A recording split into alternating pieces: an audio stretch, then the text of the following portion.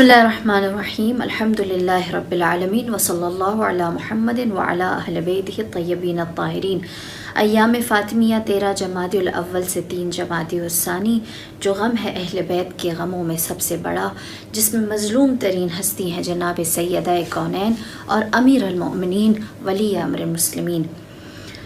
ہم جانتے ہیں کہ ایام فاطمیہ کی سب سے بڑی مصیبت یہ ہے کہ وہ ہستی، وہ ذات جو رسول اللہ کے ہمراہ 23 سال اشاعت اسلام میں شانہ بشانہ ہر لمحے ہر جگہ ساتھ ساتھ رہی، اس ہستی کو لوگوں نے نظر انداز کر دیا۔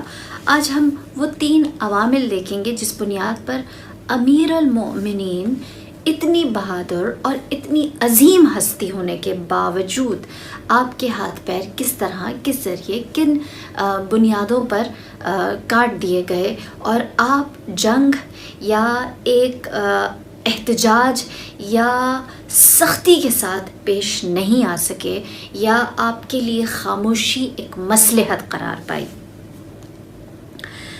پہلی چیز جو امیر المؤمنین کی مظلومیت کا باعث بنی وہ یہ کہ آپ کو تنہا کر دیا گیا۔ آپ سب نے بارہا روایات سن رکھی ہیں کہ جناب فاطمہ الزہرا امیر المؤمنین کے ہمراہ جو فاتحین مباہلہ تھے، وہ مدینے کے ہر انصار اور مہاجر کے گھر کے دروازے پر گئے اور دستک دی، اور آپ لوگوں نے غدیر یاد دلائی، اور لوگوں نے جواب میں صرف یہ کہا کہ قد مضت بیعتنا لہذا الرجل، ہم فلانے شخص کے ہاتھ پر بیعت کر چکے ہیں، ہم نے اس کی بیعت کی ہے، ہم نے اس کو انتخاب نہیں کیا، یعنی ہم نے اس کو چنا نہیں ہے، ہمارے پاس وہ پہلے بیعت لینے کے لیے آ گئے تو ہم نے کر لی۔ اور یہی وجہ ہے کہ جن لوگوں نے اہل بیت کے، بالخصوص جناب فاطمہ الزہرا، میں ذکر کروں گی قنفذ کا، کہ جس کو بہت سارے انعامات دیے گئے، اس کو بہت سارے مراتب سے نوازا گیا، اور کسی نے آ کر امیر المؤمنین سے سوال کیا اور کہا کہ قنفذ کو کیوں اتنے انعامات دیے جا رہے ہیں؟ تو آپ نے فرمایا اس لیے کیونکہ قنفذ نے ایک ضربت ایسی ماری تھی کہ جس سے جو صاحبان اقتدار ہیں ان کے دل خوش ہو گئے، اور ہم جانتے ہیں کہ وہ ضربت جناب فاطمہ الزہرا کی کلائی پر قنفذ کے تازیانے نے ماری تھی، جس کے نشان کے اوپر امیر المؤمنین، جس تازیانے کے نشان کے اوپر امیر المؤمنین نے مرثیہ بھی کہا تھا۔ بس جس ہستی کو اس طرح سے اکیلا اور تنہا کر دیا جائے، یقینی سی بات ہے ان کے لیے آواز اٹھانا جو ہے وہ انتہائی، بلکہ آپ کہیں کہ ناممکن ہو جاتا ہے، کیونکہ رسول خدا بھی جب تک اکیلے تھے، آپ نے 3 سال مخفیانہ طور پر یا خاموشی سے اسلام کی نشر و اشاعت کیے۔ جب تھوڑے سے لوگ جمع ہو گئے تو اس کے بعد آپ نے اس دعوت ذو العشیرہ کا باقاعدہ اہتمام کیا تھا۔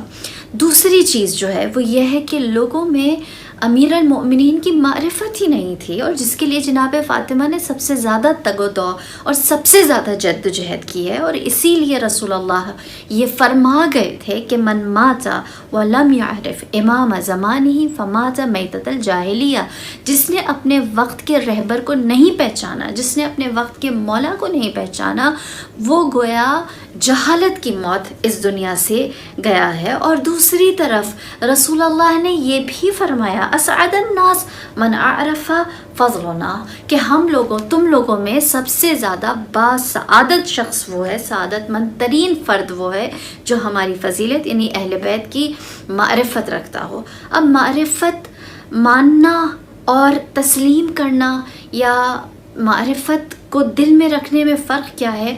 جس کو معرفت آ جاتی ہے وہ اہل بیت کے مطابق اپنے عقائد اور اپنی محبت اور اپنی دشمنی کو اختیار کرتا ہے، لیکن اگر کوئی مانتا ہے لیکن ان کی معرفت نہیں رکھتا تو ایسی محبت اس کے عقائد اور اس کی محبت اور اس کے بغض کے اوپر کوئی اثر نہیں رکھتی۔ معرفت کی یہ ڈیفینیشن ہے۔ لہٰذا امیر المؤمنین جو آپ خود فرماتے ہیں کہ کنتو فی ایام حیات الرسول कौकबुन दुर्रियुन फी उफ़क़ السما ثم غض الدهر, कि मैं रसूल अल्लाह की ज़िंदगी में ऊंचे आसमान पर चमकते हुए सितारे की मानंद था, लेकिन फिर उसके बाद ज़माने ने मुझसे नज़रें फेर दी।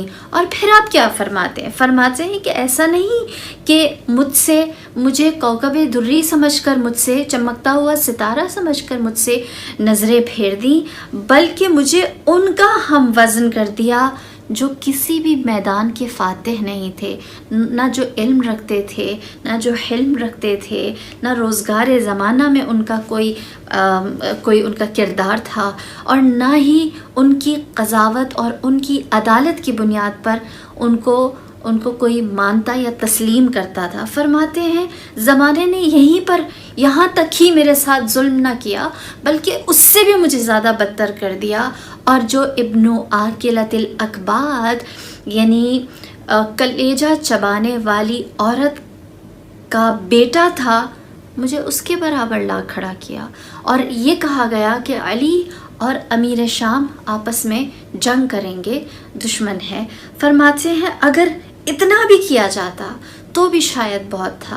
मेरी जान कुर्बान, मेरे मौला अपने खुतबे में नहजुल बलागा के खुतबा नंबर 97 में फरमाते हैं, लोगों तुम लोगों के पास आंखें थी लेकिन तुम लोगों ने मेरे ऊपर नज़र ना की, तुम सुनते थे लेकिन मेरी बात तुम्हारे कानों तक ना टकराती थी, तुम लोग ज़बान रखते थे, हक़ जानने के बावजूद अपनी ज़बान से हक़ का कलाम नहीं करते थे। तुम में से कोई भी मेरा मोरिद एतमाद न था, तुम में से कोई भी मेरा यावर, मेरा साथी न था।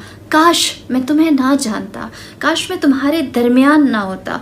तुमने मुझे मलामत और सख्ती दी, तुमने मुझे रंजीदा किया। और उसके बाद आपने फरमाया अगर इतना ही होता तो शायद बस था, बल्कि लोगों ने, ज़माने ने, रोज़गार ने ये कहा कि अली जंग नहीं जानते, अली को हर्ब के आदाब नहीं आते। फरमाते हैं मेरे मौला क्या मुझसे ज़्यादा भी कोई आदाब हर्ब, जंग के आदाब जानता है? मैं 20 साल का था जब मैंने ओहद को फ़तह किया था, मैं 17 साल का था जब मेरी बरहना तलवार के नीचे 70 मुशरिकीन आए थे। खंदक में मेरी एक ज़रबत ने सकलैन का काम किया था। दावत ज़ुल अशीरा में जहाँ मैं सिर्फ़ 13 साल का था, रसूल खुदा का बार बार नासिर मैं बना था। मैंने बग़ैर हथियार के फदक को फ़तह किया था। खैबर 3 दिन तक मुसलमानों से सर ना हो सका। मैंने जैसे ही खैबर में अपने कदम रखे, खैबर सर हो गया। अबू जहल और अबू लहब जब मुझे नबी के साथ देखते तो कोई भी नबी के ऊपर हमला आवर नहीं होता था।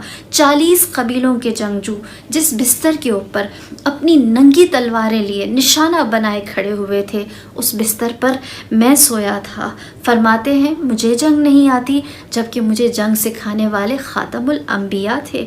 फरमाते हैं कि रसूल अल्लाह ने भी तो अकेले जंग नहीं की थी, आप 1000 के मुकाबले में 313 को लेकर गए थे। नबी जो मौजिज़ नुमा थे, उन्होंने भी अपने लिए नासरीन को इकट्ठा किया था, अपने लिए असहाब को इकट्ठा किया था, मुहाजिरीन को अपने साथ लेकर फिर चले थे। आप मौजज़ों से नहीं चले, आपने मौजज़े की बुनियाद पर जंगों को फ़तह नहीं किया, साथी थे। तुमने मुझे तन्हा छोड़ दिया। बस जब तुमने मुझे तन्हा छोड़ दिया तो कैसे उम्मीद रखते हो कि मैं एहतजाज करूं या फिर बातिल को बेनकाब करूं? ये इमाम की मारिफत का ना होना बायस बना कि वो कौकबे दुर्री लोगों के दरमियान मौजूद होने के बावजूद अपने पास इख्तियार, ताकत, अल्लाह की जानिब से मनसब व मर्तबा होने के बावजूद मज़लूम और आपको तन्हा कर दिया गया। फिर उसके बाद तीसरा आमिल ये था कि अमीर अल मोमिनीन को नासज़ा कहा जाता, सब व शितम किया जाता। रिवायात में मिलता है, तारीख़ गवाह है कि छोटे बड़े इलाक़ों की मस्जिदें और मिंबर मिलाकर तकरीबन 700 ऐसे मकामात और ऐसे मिंबर थे जहाँ से अमीर अल मोमिनीन को नासज़ा कहा जाता था। जनाब इब्ने अब्बास से रिवायत मशहूर है कि आप एक जगह से गुज़र रहे थे, आपने देखा लोग अमीर अल मोमिनीन के बारे में नासज़ा कह रहे हैं।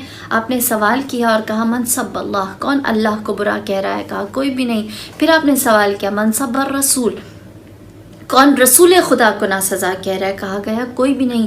پھر آپ نے سوال کیا من سب علی، کون علی ابن ابی طالب کو برا کہہ رہا ہے؟ تو وہاں موجود لوگوں نے کہنا شروع کیا ہم علی کے بارے میں غلط باتیں کر رہے ہیں، یعنی انہیں ناسزا کہہ رہے ہیں، ان کی توہین کر رہے ہیں۔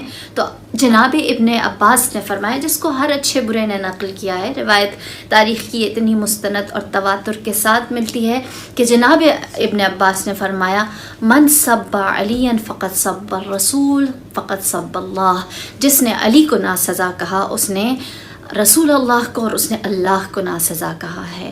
امیر المؤمنین آج اگر مظلوم ہیں ایام فاطمیہ میں، آپ کے سامنے وہ سارے ستم ہو رہے ہیں، تو اس کی پہلی وجہ یہ ہے کہ آپ کو تنہا کر دیا گیا، دوسری وجہ یہ ہے کہ زمانے نے آپ کی معرفت نہ رکھی، اور تیسری وجہ یہ ہے کہ آپ کے بارے میں ناسزا اور کاذب باتوں کو پھیلایا گیا اور پروپیگنڈا کیا گیا۔